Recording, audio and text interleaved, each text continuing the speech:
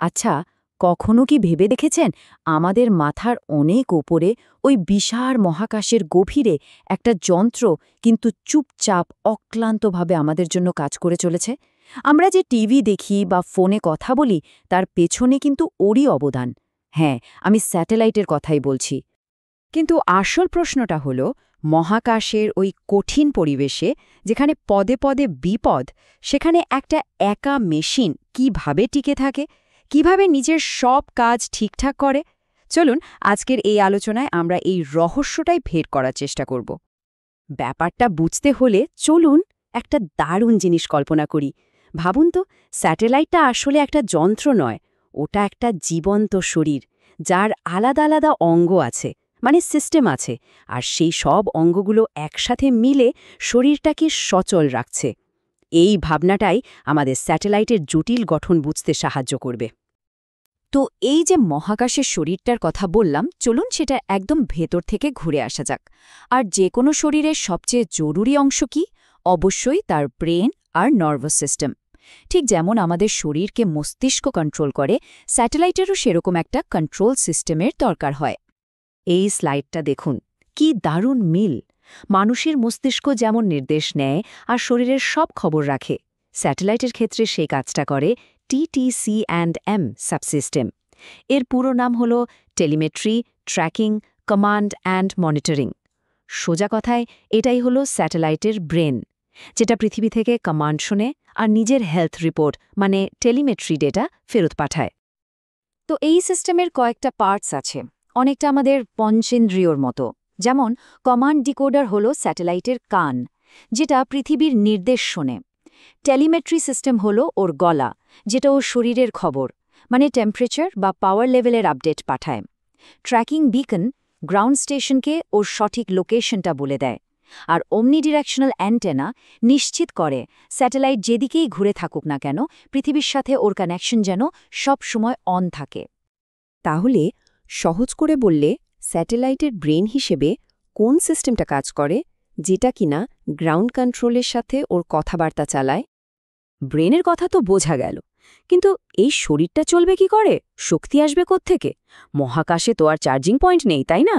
চলুন দেখি এই শরীরটা ২৪ ঘন্টা কাজ করার জন্য এনার্জি কিভাবে জোগাড় করে। এখানেও দেখুন আমাদের শরীরের সাথে কি দারুণ মিল। আমরা যেমন খাবার খেয়ে শক্তি পাই আর দরকারের জন্য ফ্যাট জমিয়ে রাখি, স্যাটেলাইটও ঠিক সেভাবে সোলার প্যানেল দিয়ে সূর্যের আলোকে খেয়ে নিজের জন্য শক্তি তৈরি করে। আর যখন পৃথিবীর ছায়ায় চলে যায়, মানে যখন গ্রহণ লাগে, তখন এই জমিয়ে রাখা ব্যাটারির শক্তিতেই চলে। এই পাওয়ার হাউসে ৩টে মেইন পার্টস আছে। প্রথমটা হলো সোলার অ্যারে, মানে ওই বিশাল ডানাগুলো যেগুলো সূর্যের আলো থেকে ইলেকট্রিসিটি বানায়। দ্বিতীয় হলো রিচার্জেবল ব্যাটারি, যেটা এনার্জি স্টোর করে রাখে।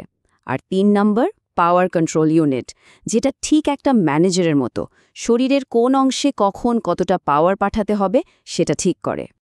তাহলে পাওয়ার সিস্টেমের কোন দুটো পার্টকে আমরা তুলনা করলাম? একটা হলো খাবার খাওয়া আর অন্যটা শরীরে ফ্যাট জমানোর সাথে। বেশ, এনার্জি তো চলে এলো, কিন্তু মহাশূন্যে তো গ্র্যাভিটি নেই, স্যাটেলাইট তো এমনি এমনি ভেসে বেড়াচ্ছে। ওকে তো ঠিক দিকে মুখ করে একদম স্থির হয়ে থাকতে হবে। আমাদের মতো ওরও তো একটা বডি ব্যালেন্স দরকার, তাই না? আমাদের শরীর যেমন কানের ভেতরের অংশ আর মাসল ব্যবহার করে ব্যালেন্স ঠিক রাখে, স্যাটেলাইটের ক্ষেত্রে সেই কাজটাই করে AOC, মানে attitude and orbit control system. এই সিস্টেমটা সেন্সর দিয়ে আগে বোঝার চেষ্টা করে স্যাটেলাইটটা এখন ঠিক কোন দিকে তাকিয়ে আছে, আর তারপর ছোট ছোট রকেট বা থ্রাস্টার দিয়ে করে গ্যাস ছেড়ে নিজেকে ঠিক জায়গায় নিয়ে আসে। এর দুটো মেইন ভাগ আছে। এক, সেন্সর, মানে ওর চোখ, যেমন স্টার ট্র্যাকার, যেটা তারা দেখে নিজের অবস্থান বোঝে। আর ২, অ্যাকচুয়েটর, মানে ওর মাসল, যেমন রিঅ্যাকশন হুইল বা থ্রাস্টার, যেগুলো ওকে ঘুরতে বা সরতে সাহায্য করে। তাহলে বলুন তো, অ্যান্টেনাগুলোকে ঠিক পৃথিবীর দিকে তাক করে রাখার জন্য কোন সিস্টেমটা স্যাটেলাইটের বডি ব্যালেন্সের কাজটা করে? তো আমাদের এই মহাকাশের শরীরটা এখন একেবারে ফিট, ওর ব্রেন কাজ করছে, শক্তি আছে, ব্যালেন্সও ঠিক আছে। কিন্তু ওর আসল কাজটা কি? মানে ও মহাকাশে আছেটা কেন? ওর আসল কাজ হলো কথা বলা, মানে কমিউনিকেশন। এটাই ওর মুখ আর কান। দেখুন, এখানেও কি দারুণ মিল। আমরা যেমন কান দিয়ে শুনি, গলা দিয়ে আওয়াজটাকে জোরালো করি আর মুখ দিয়ে কথা বলি, স্যাটেলাইটও ঠিক তাই করে। রিসিভ অ্যান্টেনা হলো ওর কান, যেটা পৃথিবী থেকে আসা সিগন্যাল ধরে। ট্রান্সপন্ডার হলো ওর ষড়যন্ত্র বা ভোকাল কর্ড, যেটা ওই দুর্বল সিগন্যালটাকে বহুগুণ বাড়িয়ে দেয়। আর ট্রান্সমিট অ্যান্টেনা হলো ওর মুখ, যেটা দিয়ে ওই শক্তিশালী সিগন্যালটা আবার পৃথিবীতে ফেরত পাঠায়। এই সিস্টেমের মূল খেলোয়াড় হল অ্যান্টেনা আর ট্রান্সপন্ডার। অ্যান্টেনাগুলো হল সেই কান আর মুখ, আর মাঝখানে থাকা ট্রান্সপন্ডার হল সেই ষড়যন্ত্র, যেটা দুর্বল সিগন্যালকে গ্রহণ করে, তার ফ্রিকোয়েন্সি পাল্টে দেয় আর তাকে অ্যাম্প্লিফাই করে বা শক্তিশালী করে আবার পাঠানোর জন্য তৈরি করে। ব্যাপারটা একদম জলের মতো সোজা হয়ে যাবে যদি আমরা একটা লাইভ ক্রিকেট ম্যাচের কথা ভাবি। স্টেডিয়াম থেকে সিগন্যালটা প্রথমে স্যাটেলাইটে পাঠানো হয়। স্যাটেলাইটের কান বা রিসিভ অ্যান্টেনা সেই দুর্বল সিগন্যালটা ধরে। তারপর ওর ষড়যন্ত্র বা ট্রান্সপন্ডার সিগন্যালটাকে হাজার গুণ শক্তিশালী করে, আর শেষে ওর মুখ বা ট্রান্সমিট অ্যান্টেনা দিয়ে সেই পাওয়ারফুল সিগন্যালটা আমাদের বাড়ির টিভিতে পাঠিয়ে দেয়। আর ব্যাস, আমরা ঘরে বসে লাইভ ম্যাচ দেখি।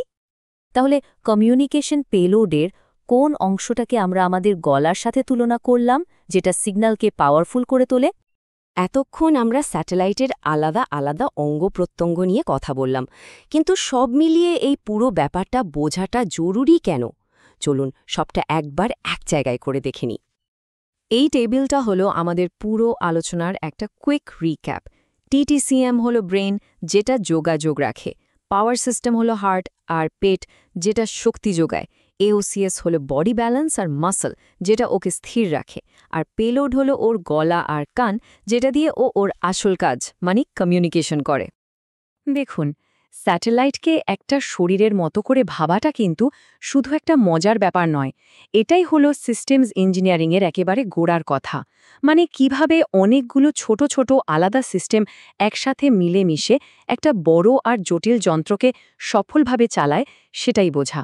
এই একই কনসেপ্ট কিন্তু অটোনমাস গাড়ি বা স্মার্ট গ্রিডের মতো ভবিষ্যতের টেকনোলজিতেও কাজে লাগে। আজকের আলোচনা এখানেই শেষ করছি, তবে যাবার আগে একটা প্রশ্ন রেখে যাচ্ছি। স্যাটেলাইট তো না হয় হলো, আর কোনো জটিল মেশিনকে আমরা এরকম একটা শরীর হিসেবে ভাবতে পারি, যার বিভিন্ন অঙ্গ একসাথে মিলে একটা দারুণ কাজ করছে? একটু ভেবে দেখ।